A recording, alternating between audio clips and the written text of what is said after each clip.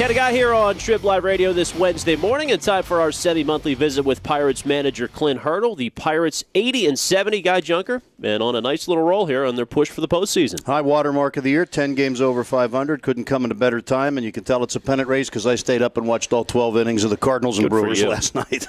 Clint with us here on TribLIVE Radio. Clint, good morning. And was wondering if is there a such thing as peaking in baseball, do you find? And how close to playing your best ball of the year is your squad right now? Well, I do think there's times when you peak as a team throughout the season. Individuals peak performance-wise throughout the season. You like when it all comes together in a group-minded focus. I believe right now we're in a good place as a complete ball club, from our mound work to our defensive work, to our competitiveness in the batter's box, the way we're running the bases. This is as good a rhythm as we've been in all year, and it's been fun to watch these men go out and play. Knowing what's at stake, but just still having the mindset that we're playing a game. We got to meet the demands of the game. Let's go have some fun while we do it. I was asking, or I mentioned to Ken the other day, Clint, that the difference in this team in last year. Last year, the stingier pitching staff, but the offense didn't produce like it did this year. Last Sunday, you already passed up last year's run production. I'm wondering what's easier to manage. I mean, last year you got a lead in the seventh inning, you won almost every time, but you didn't have as many come from behind wins either. Well, you might not believe this, but managing and easy is an oxymoron. There are games when your players can just take over, and you don't have to make many decisions. You don't have to dig deep. You don't have to peel back some layers and play that chess game and go from there. I'm a fan of getting it done off the mound. The one thing that I do like about our ball club this year is for 4 years now, we have really tried to work an offensive game plan, an offensive consistency, an offensive identity, and we've scratched the surface last year. I believe that we've put a foot down and become an offensive identity this year. It's a team that grinds out at bats. It's a team that finds its way on base. It's a team that sees pitches, and it's a team that can score from the top to the bottom of the lineups. From that aspect, that pleases everybody, all the coaches involved in our organizational philosophy. So I don't know if one's better than the other. It is what it is. We don't have last year's team. We got this year's team. We're having fun with this year's team. Two completely different squads, but both with a lot of guts and a lot of heart. Clint, it's a fun team to watch, and when you talk offensive identity, a part of that the last couple of months in a big way has been Starling Marte, another home run last night. How rare is it for somebody to come off the disabled list and for 2 months be one of the best hitters in the league? And what did you say and do and work with him over that time when he was out to get him to swing like this? It is rare. Very rarely have I had a player come off the DL and be hot.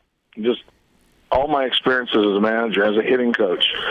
The one guy that always came off the DL and was hot was George Brett. And that was the days before you could go out on a rehabilitation assignment and get some minor league at bats. This guy could hit snowballs for line drives at Christmas, and he did it.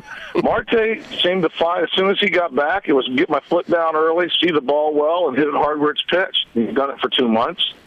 The biggest significant difference for me visually, the eyeball test, is the lower percentage of chases, both up top and down below.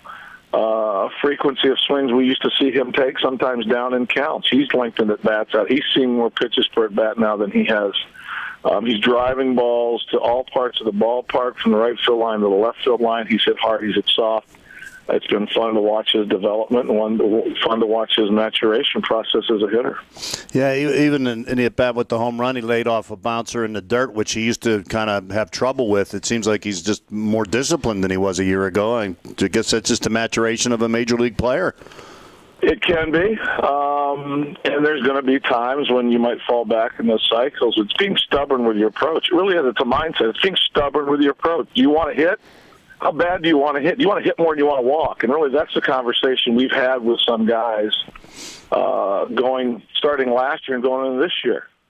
Are you giving us your best at bat? If we're going to strike out, can we do it with 3 strikes? Not one, not 2 chases, not one up top, not one below. There's some hard conversations, but they're honest conversations. And if players, the feedback you can give them, you've got to develop a relationship where they listen to you, they hear you, most importantly, because a lot of times, I've listened to coaches and never heard a word they said.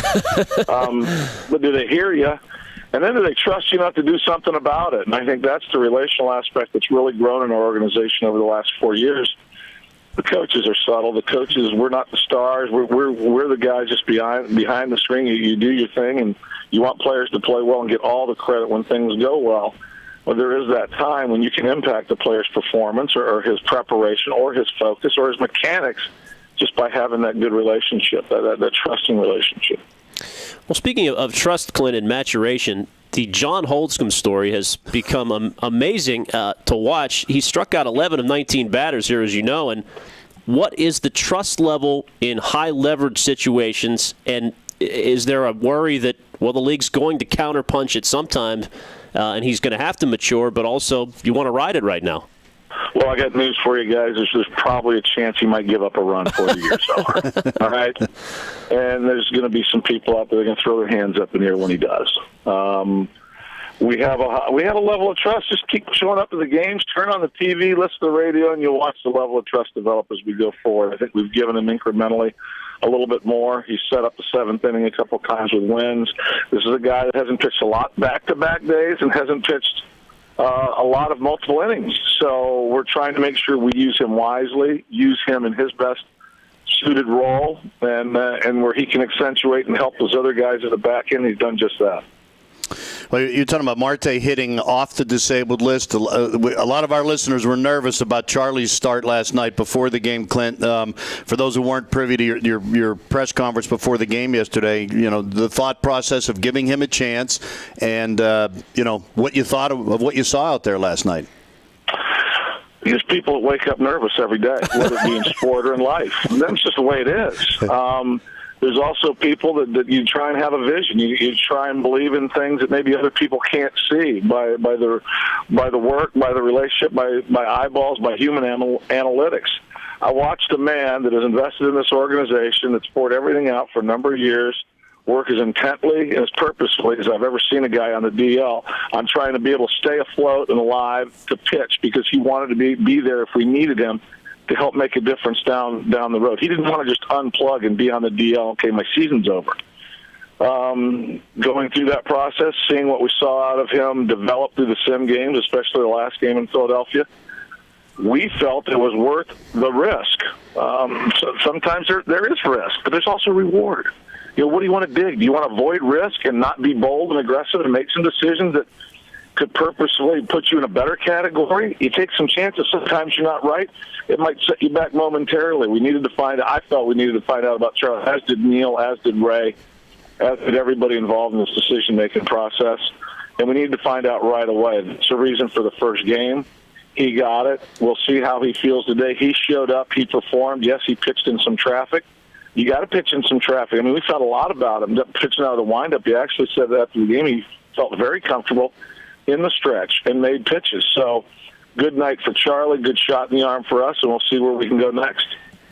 Clint, do you know if Charlie will need any off-season surgery, or is that all down the road and his medical evaluation? Not my place to comment on that now. Okay. Clint, I know you got to worry about getting into the postseason first, but at what point do you also don't want it to just arrive? When do you start to try to plan for your rotation or who would pitch when? Do you have to wait till you clinch a spot, or? I would think you need to wait till you clinch a spot. Obviously not yet. We had a lot of discussion about Liriano's role. Why didn't he pitch yesterday?